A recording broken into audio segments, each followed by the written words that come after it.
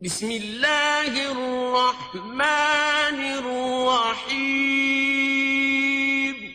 لک الحمد یا اللہ والصلاة والسلام علیک یا رسول اللہ وعلی آلک واصحابک یا حبیب اللہ۔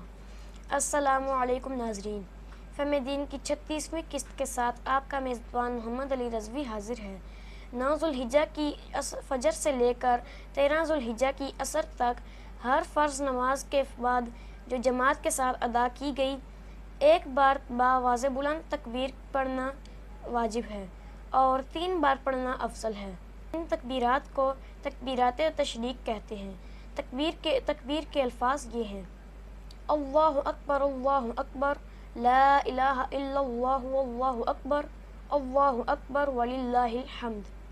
تکبیر سلام پھیرنے کے فوراً بعد پڑھنا واجب ہے۔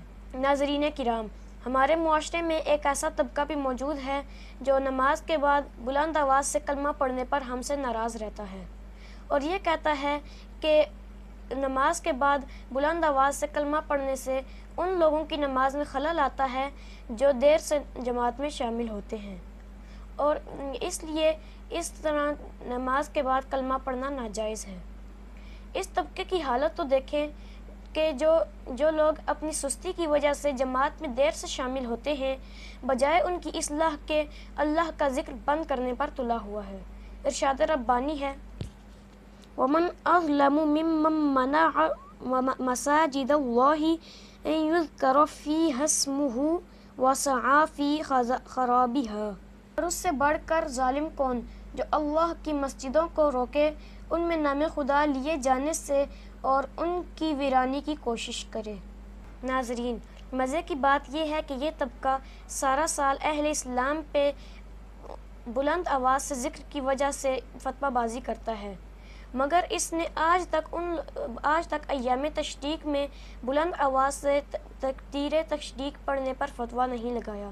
ان سے پوچھئے کہ 360 دنوں میں جماعت سے لیٹ ہونے والے لوگوں کی نماز میں خلل آتا ہے تو ان 5 ایام تشریق میں خلل نہ آنے کی کیا وجہ ہے؟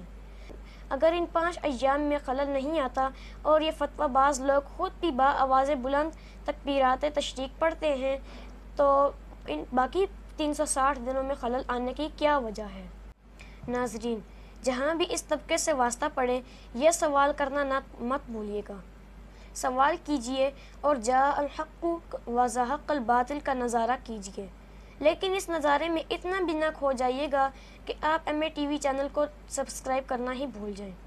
اگلے پروگرام تک اپنے میزبان محمد علی رضوی کو دیجیے اجازت۔ خدا حافظ۔